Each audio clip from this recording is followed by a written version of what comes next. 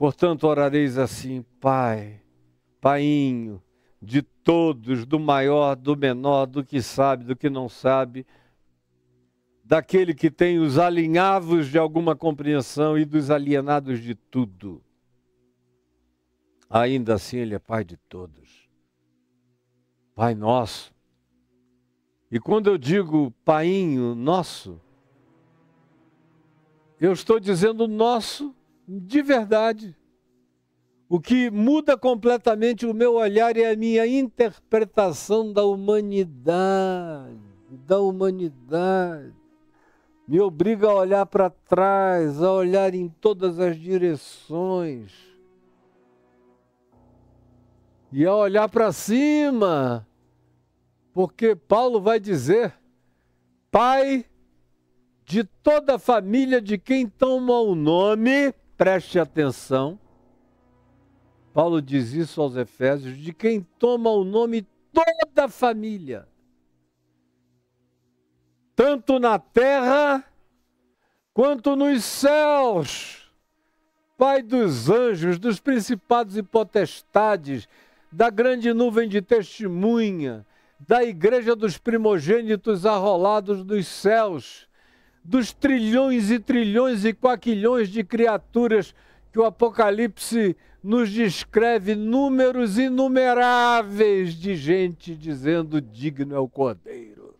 De pessoas, de personalidades, de identidades, de naturezas, de energias, de criações, de consistências diferentes, todos adorando o mesmo Paim, em espírito e em verdade. Aí quando eu digo Pai Nosso, tem que morrer dentro de mim todo tipo de diferenciação. Como hoje eu postei, eu não sei se o Caio ali dentro conseguiria pegar o meu Instagram e postá-lo para vocês verem. Eu postei um post da deputada Carla Zambelli. Ela pega uma águia, assim, aquela águia americana mesmo, com todo o perfil das águias americanas, e bora com aquela asa poderosa, é uma das águias mais poderosas da Terra, com aquelas garras, com a bandeira de Israel numa asa e a bandeira americana de outra asa, vindo com as suas garras sobre Gaza.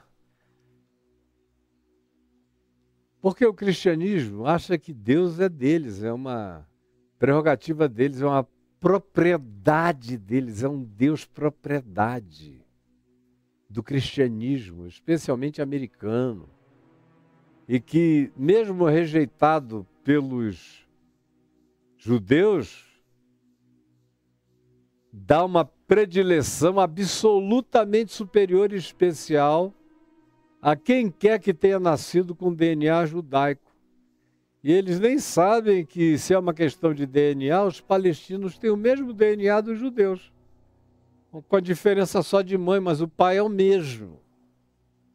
É como se meu pai tivesse tido um filho antes de mim, chamado Ismael, com uma mulher, e depois eu tivesse nascido, filho da dona Laci, que ele botou o nome de Caio. E eu odiasse o outro só porque era filho de uma outra mãe. E conseguisse viver quase 4.000 anos com ódio do outro. E fizesse disso uma ideologia. Fizesse disso religião. E fizesse disso tudo que se fez disso. E aí ainda há quem ache que existe uma diferenciação, que quando a gente diz Pai Nosso, a gente não está incluindo todos os seres humanos. Os palestinos. Se a questão tem a ver com o DNA de Abraão, o palestino tem que estar mais do que dentro, no ninho dessa oração. No ninho dessa oração. Eu não estou entendendo nada do que você me falou, Gabiru, fala alto. O que eu pedi está o quê? Ah, está ali no canto, agora é que eu vi que está no canto da tela. Está ali o post. Eu queria que ele tivesse posto em tudo, me coberto, para todo mundo ver com clareza. Mas se não dá, já está bom assim, já ilustra. Botei lá no meu Instagram com um texto. Porque esse é o espírito da perversidade. É o Pai Nosso só daqueles que eu gosto. É um Pai Nosso pagão. É um Pai Nosso incrédulo. É um Pai Nosso abominável. É um Pai Nosso de alguns. Não é de nós todos. De modo nenhum. Mas Jesus, e é com Ele que eu oro, não com a Carla Zambelli, nem com os crentes norte-americanos, nem com os crentes brasileiros, nem com o cristianismo, é Pai nosso. É Pai até de gente no cristianismo, até da gente, até das nossas presunções e presunçosos que somos. Pai de muçulmanos, Pai de budistas, Pai de confucionistas, Pai de ateus, Pai de agnósticos, Pai nosso. Se esse Deus não puder ser Deus de quem o reconhece e de quem não o reconhece, eu digo na cara dele que ele não é Deus. Porque eu sou pai dos filhos que me reconhecem e dos filhos que não me reconhecem. Se eu estivesse, graças a Deus, todos os meus filhos me reconhecem como pai. Mas se eu tivesse algum filho que não me reconhecesse como pai, era problema dele. Eu não deixaria de reconhecê-lo como meu filho e de ser pai para ele e de fazer bem a ele incondicionalmente. Não é possível que o meu coração finito, caído, pecador, pecaminoso e mau seja melhor do que o do Pai eterno, que é Pai nosso, que é Pai de todos. Eu digo isso com ira santa, porque é insuportável ver o que a religião faz na cabeça das pessoas, usando Deus contra os outros seres humanos. E só não tem o credo, só não tem a catequese, só não tem a peculiaridade espaço-temporal, político-econômico, geopolítica da catequese perversa da religião, só isso.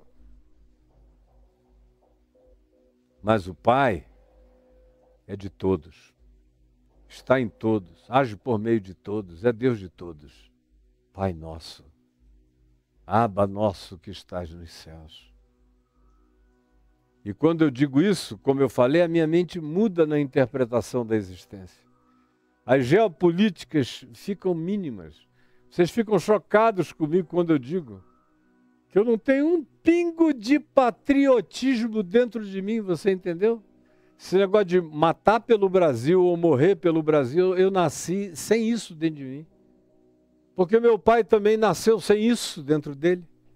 E o meu avô também nasceu sem isso dentro dele. E na minha maneira de ver, qualquer pessoa humana, madura e genuinamente humana não divide a vida com essas categorias estabelecidas por uma geopolítica estuprante. Se eu tivesse que ser patriota, eu teria que ser patriota dos tupis guaranis, dos povos que, inclusive, os precederam aqui, porque eles já fazem parte de uma sucessão milenar de outros povos que pré-habitaram essa terra antes deles e que foram vencidos por eles. E eles vencidos por nós. E eu vou ser patriota da carne, do sangue, da cruz e da espada, só porque se chamou essa terra de Brasil e agora eu vou sair para morrer por ela? Não, eu só existo para viver pelos cidadãos dela, mas não tenho nenhum compromisso com a morte em nome dela. Nenhum compromisso com a morte não me contem entre os patriotas de nenhuma natureza, porque eu não o sou. A minha pátria, como disse Paulo, que era judeu, mas se mostrou não patriota de terra nenhuma. E quando Jesus disse que Deus não é Deus de lugares, mas é para ser vivido em espírito, em verdade, em qualquer lugar. E os meus irmãos não são irmãos de DNA nem de gene, mas são irmãos de humanidade. Não são irmãos só pela proximidade, mas até irmãos na diferença.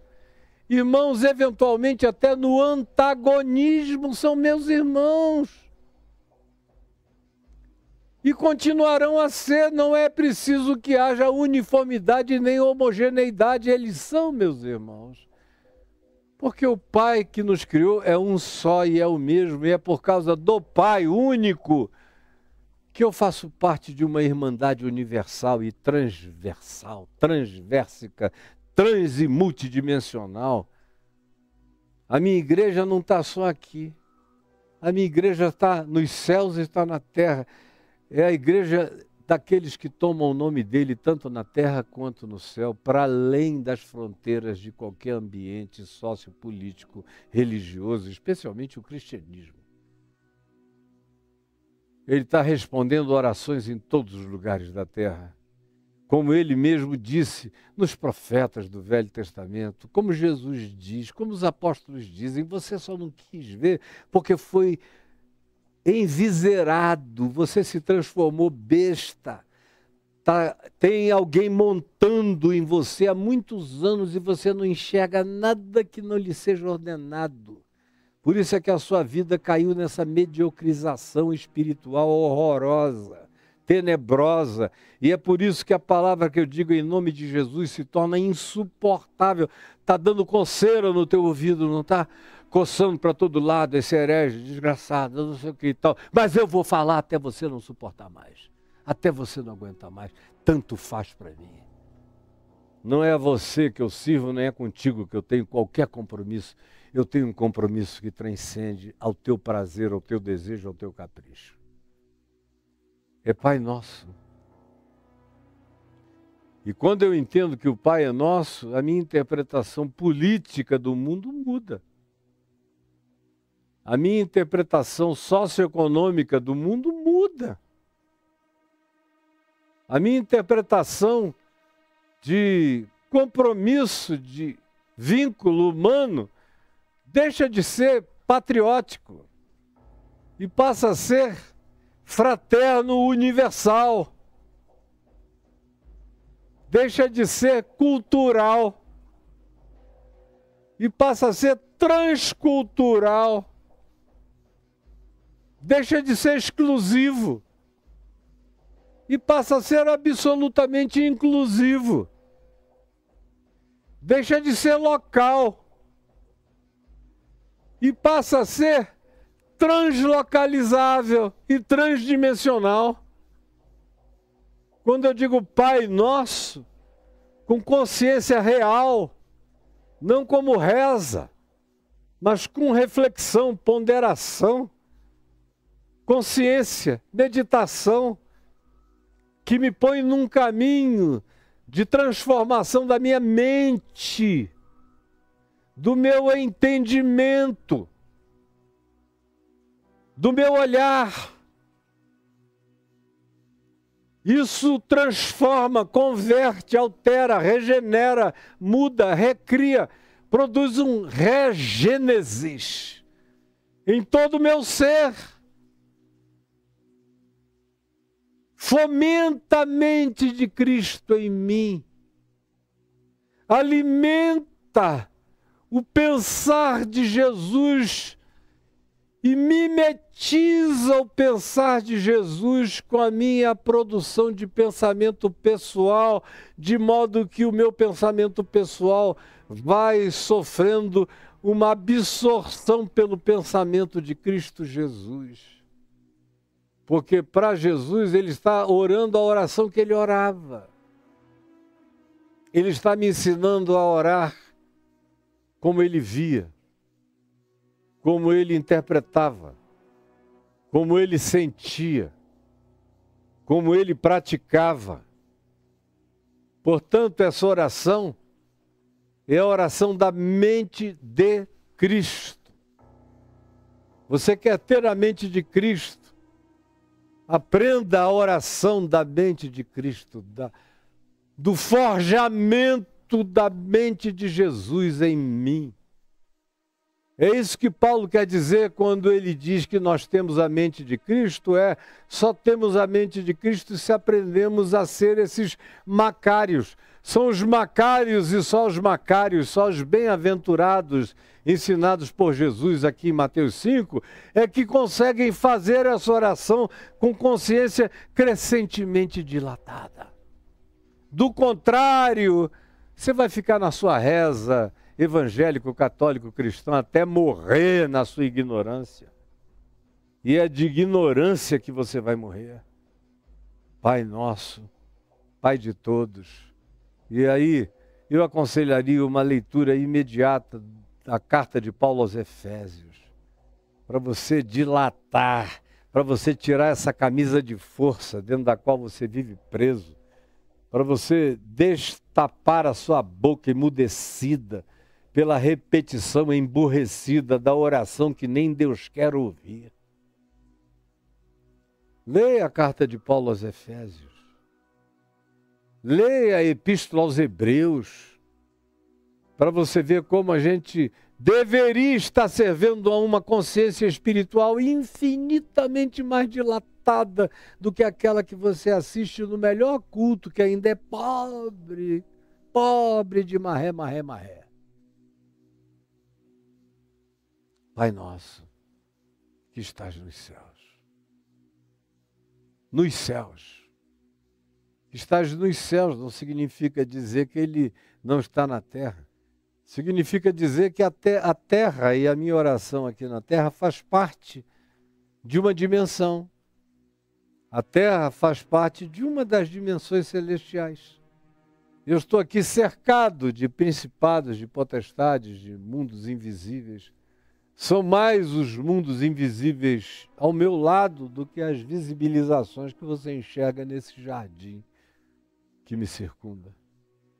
E acima disso, mais camadas, mais camadas, mais camadas, mais camadas. Pai de todas as camadas, de todas as dimensões, de todas as existências,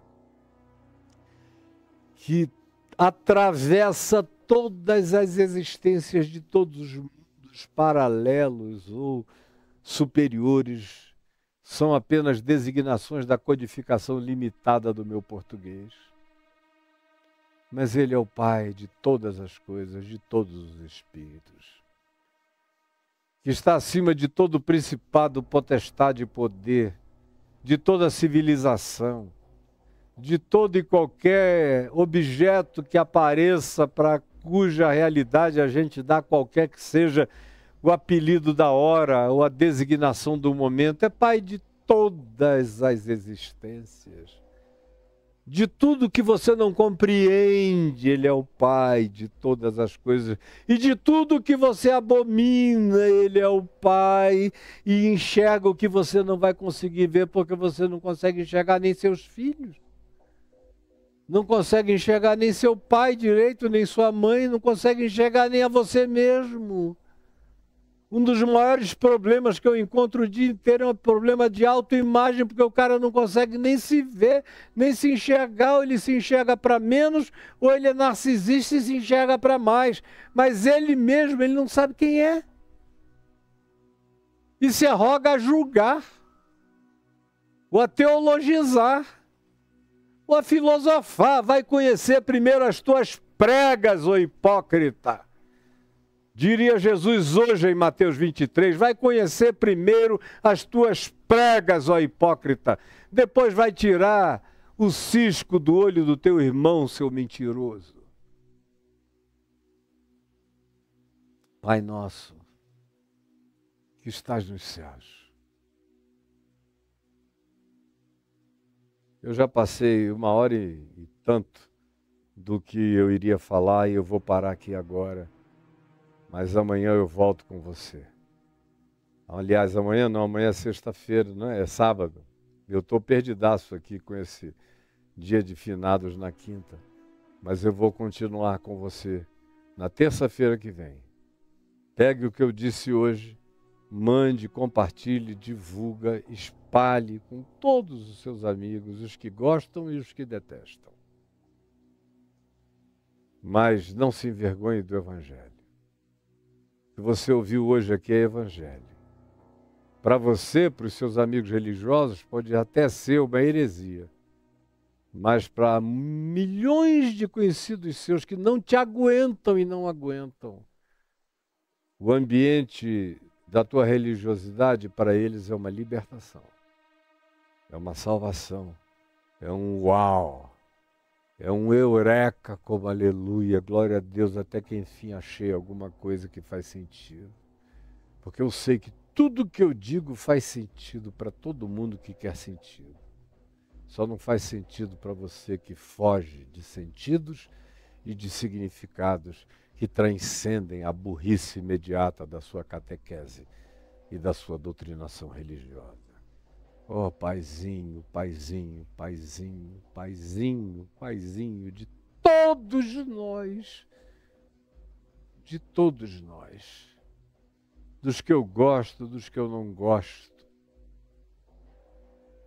daqueles que eu admiro e daqueles aos quais eu desadmiro, daqueles nos quais eu vejo o teu reflexo, e também, Pai, daqueles nos quais eu só vejo a sombra da malignidade, porque não foram ainda iluminados pela luz da vida para serem libertos da treva que os invólucra, que os veste, que os cobre, que os mascara, e eles nem percebem. Espírito Santo, é tudo contigo. O que sai de mim vem de ti. E que isso que tu tiraste, produziste, emulaste de dentro de mim, sem que eu precisasse pensar antecipadamente numa única frase adiante, que essa palavra chegue ao coração de todos aqueles que ela possa alcançar, aqui ou na terra toda. É o que eu te imploro com todo o meu coração, em nome de Jesus. Amém e amém.